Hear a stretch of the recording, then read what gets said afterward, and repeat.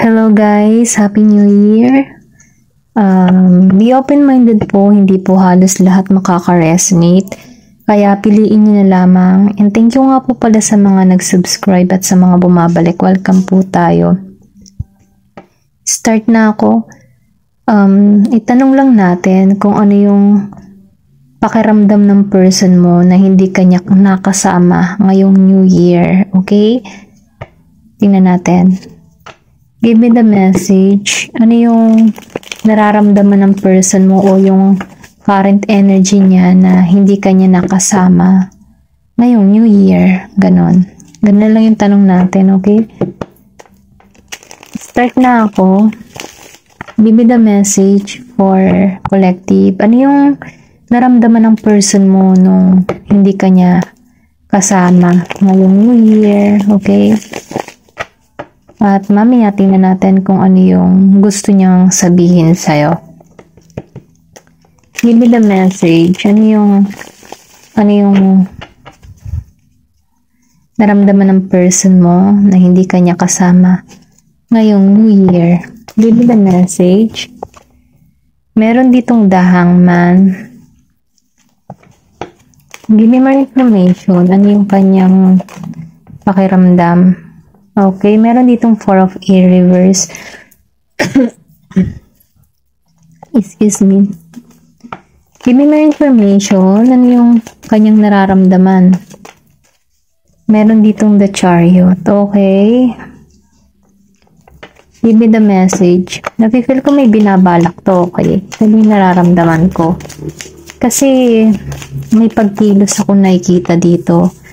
So, meron nga ditong inalisan. Give me more information. Pero dahil lumabas siya na naka-reverse, meron ditong the Empress reverse. Give me more information. Mamaya tingnan natin ang buo. 7 of Earth. Ay, nagkaroon siya ng realization. Give me more information.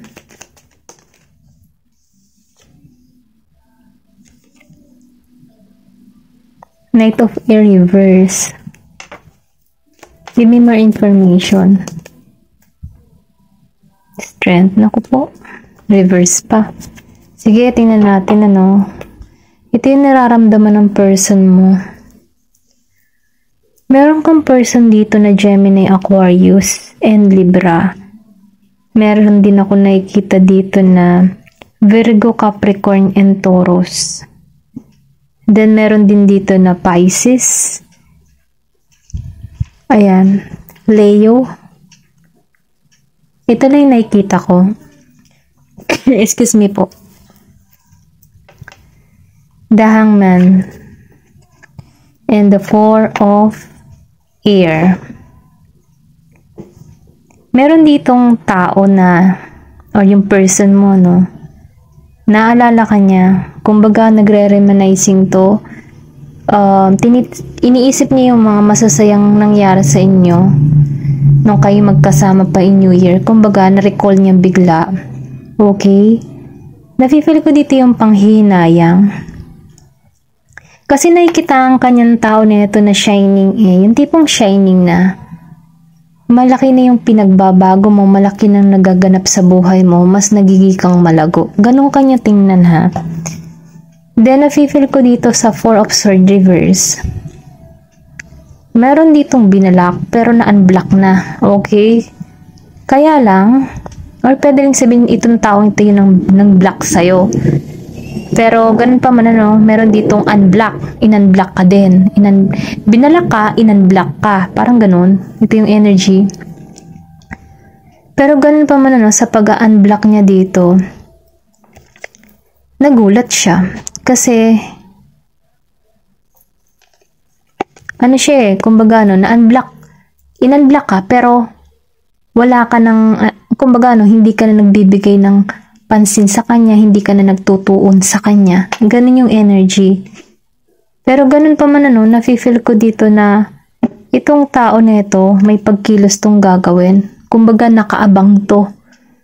Maybe, nahanap to ng balita sa'yo or sabihin natin na nakikibalita siya sa mga friends of friends mo o kaanak mo, or pwede rin sabihin na gumawa to ng dami account para masubaybayan ka kung anong ganap sa buhay mo. Ganun ba? Kasi nakikitaan ka niya sa panahon ngayon na malaki yung pagbabago mo. May paglagong nagaganap sa'yo. May kalayaan ka. At dun siya natatakot dun sa kalayaan na meron ka. Kasi hindi ka na niya hawak hindi ka na niya control. So, yun yung pinanghihinayangan niya ngayon, okay? Pero ganun pa man nafe-feel ko dito na naghihintay lang to ng tamang panahon para masilayan ka or para makita ka, okay? Ito lang yung nararamdaman ko kasi tapos na siya dito sa four of a reverse na nalugmok So, inunblock ka nito pero nagulang tang siya na imbis na akala ng tao nito magmumukmuk ka sa ginawa niya na block sa'yo. Kumbaga akala niya talagang dusang-dusa ka or sabihin natin habol na habol ka sa kanya. Pero sa nangyari, nabaliktad kasi imbis na maghabol ka sa kanya, natauhan ka okay? Ito lang nafe-feel ko. Tingnan natin dito sa The Chariot. Chariot upright and Three of Strength reverse. So, meron ditong umalis. Ito lang nafe-feel ko. Meron ditong inalisan. Sanabihin natin na silent treatment. Pwedeng ikaw yung nag-silent treatment dito or pwede rin sabihin ikaw yung umalis or ikaw yung inalisan. Vice versa na lang ha. Ito lang nakikita ko. Meron ditong taong inalisan. Pero ganun pa man itong tao na ito, kahit ba yung inalisan niya ay marami ng kaalaman, ay minsan marami siyang kaalaman, hindi siya kapalit-palit ba kumbaga si isang babae or isang lalaki, matuwid ka. Pero kahit matuwid ka, humana pa siya ng iba na pupukpok sa ulo niya. Ganun. Na kung saan itong tao na ito, walang transformation na naganap. Okay? Maybe inalisan ka dito dahil nag-cheat siya or sabihin natin inalisan ka dito kasi mas priority niya yung pangarap niya. Pero ganun pa man dahil inalisan ka niya dito, hindi siya lumago. Pero itong tao na ito, gusto nito yung balanse sa inyong dalawa, okay? Kasi nafe-feel niya sa'yo, okay? Kasi nararamdaman ko dito yung person mo ay malakas yung intuition, malakas yung kutob niya na ikaw ay kaya mong i-handle yung sitwasyon or sabihin natin na tingin ng tao na ito sa'yo na aasa ka sa kanya pero dahil may malaki kang pagbabago na nagganap, okay? Nag-evolve ka, okay? Ito na nafe-feel ko. Kasi itong tao na ito may panghihinayang kasi ikaw, matuwid ka, marami kang alam, or sabihin natin marami kang karunungan, pero inalisan ka pa rin. Pero ganun pa man, nawalan to ng transformation or hindi naganap yung mga ginawa, ay minsan hindi naganap, hindi naganap yung paglago sa inyong dalawa. Ito yung nararamdaman ko. Tingnan pa natin. Dahil lumabas na The Empress Reverse, so hindi nga siya lumago. Kumbaga, itong taong ito, ang ugali niya, marami pa siyang gustong mangyari, marami pa siyang gustong marating. Maybe, ikaw, seryoso na, gusto mo talaga i-family na, pero itong tao na ito, hindi siya sigurado sa'yo sa future, ganun. Wala siyang assurance para sa'yo, or sabihin natin na, pinag-intay ka ng matagal pero at the end hindi naman niya maibigay yung offer na gusto mo. Okay? Ito lang nafe-feel ko. Kasi lumabas siya ng The Empress Reverse. So itong tao nito hindi pa to handa. Then nararamdaman ko dito na hindi siya nagbibigay or sabihin natin na kung sa isang lalaki or isang babae di ba pag magkarelasyon, pareho kayo na may oras sa bawat isa. Pero nangyayari dito, yung isa lamang yung mensahe ng mensahe at yung isa hindi nag-e-effort na mag-reply. Ganon. Ganon yung nararamdaman ko dito Hindi halos lahat makaresonate sa part nito. Ito lang na feel ko, meron ditong mas pinapriority yung relasyon pero yung kapartner niya hindi siya pina-priority, ganon. Na kung saan nagigising na dito yung tao na more nagbibigay ng priority Tapos, hindi siya binibigyan. Nagigising na siya kasi natatawa siya bakit siya lamang yung kumikilos or siya lang yung bumubuo sa isang relasyon. Kumbaga, natauhan dito yung isa. Ito rin nafe-feel ko. Pwede ikaw yung natatauhan dito kasi ikaw yung nagbibigay ng effort tapos hindi ka naman pinagtuunan. Parang nagigising ka na, okay? Na kung saan nare-realize mo na hindi ka dapat ganun. Parang nararamdaman mo na hindi ka pinapahalaga. Na kung saan doon mo nare-realize na dapat hindi ka tinatrato ng ganun. Ito lang na-feel ko dito sa The Empress Reverse. Then, so lumabas na nga si Seven of Earth. Dahil naramdaman mo yun, kumbaga nagkakaroon ka ng realization, na-feel ko dito na mas lumalago ka, mas nagkakaroon ka ng maraming karunungan. Kasi na-feel ko dito yung self-love, self-care mo sa iyong sarili, na kung saan lumalago. Kumbaga, makikita mo yung mga bulaklak namumukadkad. Maybe ikaw ngayon, nakatuon ka ngayon sa mga pag-aayos mo sa sarili mo, pagpapaganda mo, or kung ano man yung routine mo, meron ka ditong binabago. Na kung saan, dumadagdag sa'yo, nag-i-expand sa'yo, lumalago ka bilang isang individual. Then, na-feel ko dito, na meron ka ditong marireceive na blessing. Kung makikita mo dito, may mga aklat kasi nagkakaroon ka dito ng karunungan Kumbaga, marami ka mang pagsubok na kinarap kasi kung makikita mo sa paligid, ang daming kaguluhan, ang daming mga box na walang laman. Pero at the end, sa may gitna ng box, bumukadkad tong puno na napakaganda. So, ibig sabihin, meron ditong stability na naghihintay sa'yo na kung saan may paglago, kumbaga abundance para sa iyong sarili.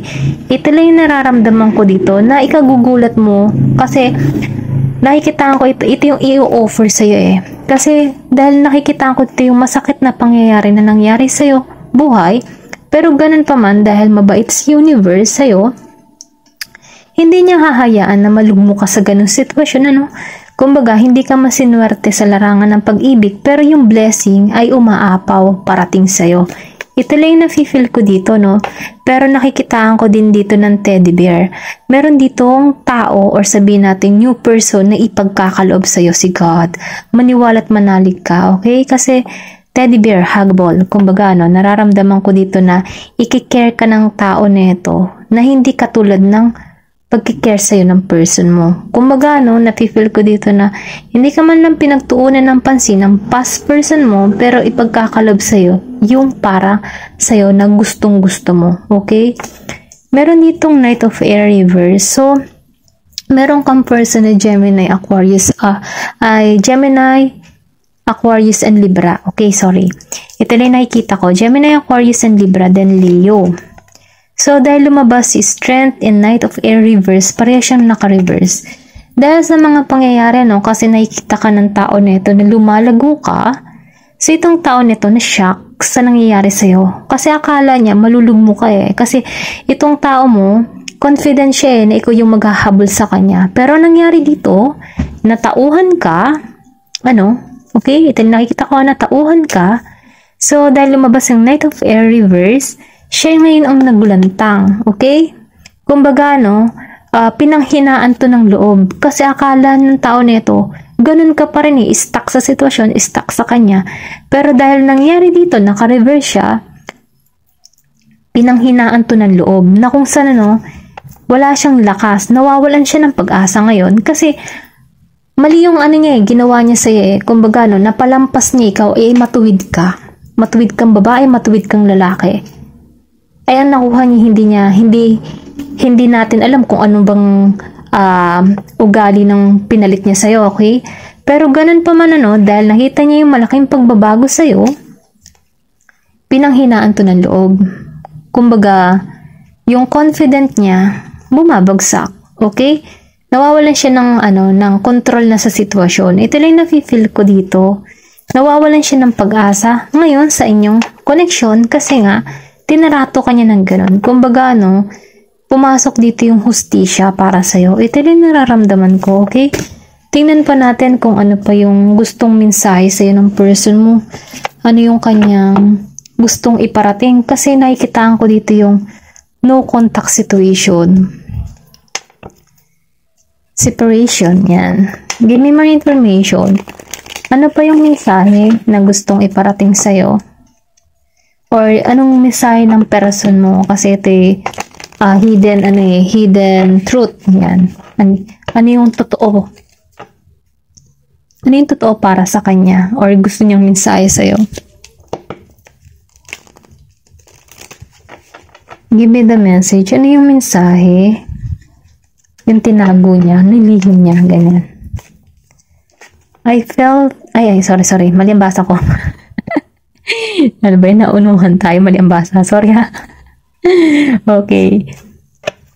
I left you before you could leave me. Ito yung sikreto niya. Inunahan ka niya. Kumbaga, inunahan ka niya na iwan kesa siya yung iwanan mo. Ganun siya mag-isip, di ba? Parang hindi niya muna inisip yung sitwasyon.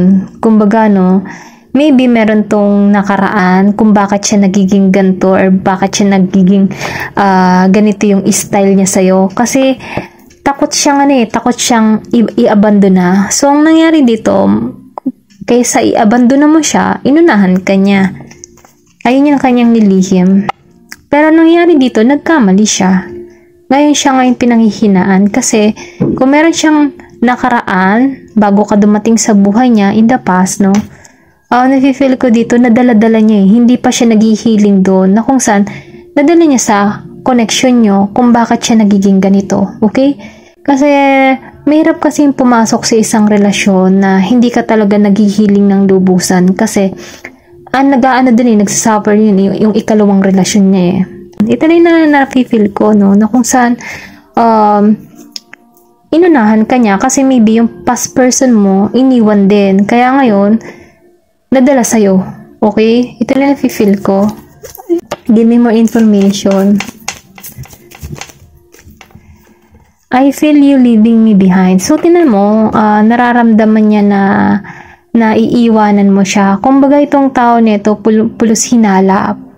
Kumbaga, wala siyang tiwala. Maybe nga, dahil meron siyang past experience na hindi maganda sa una niyang karelasyon, na kung saan nadadala niya sa iyo.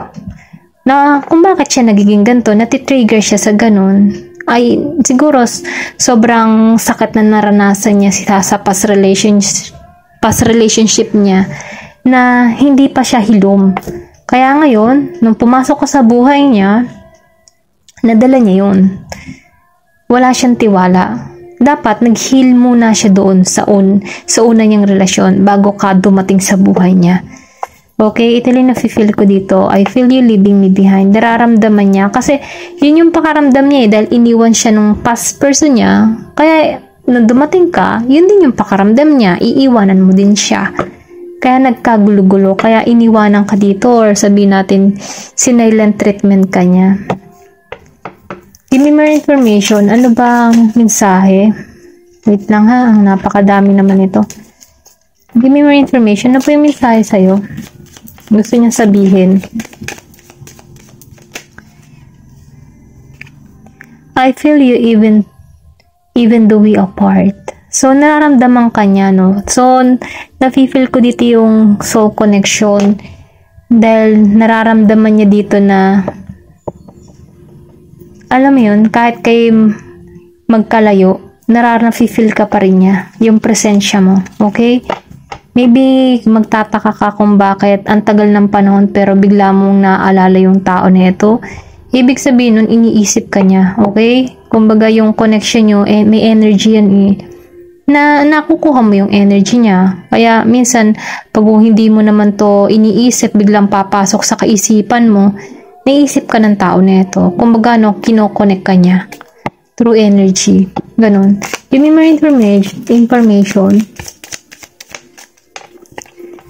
I am grateful for the spiritual lesson. So, nangyayari dito, meron ditong spiritual lesson, aral sa nangyari sa inyo. Okay, ito yung nakikita ko, yung spiritual lesson. Ginising. Ginising ka, ginigising din tong person mo, para malaman niya kung ano yung mali niya, para hindi niya na maulit pa. Okay? Ito lang yung mensahe para sa'yo. Thank you for watching and love and peace. Thank you for watching Glow and Peace.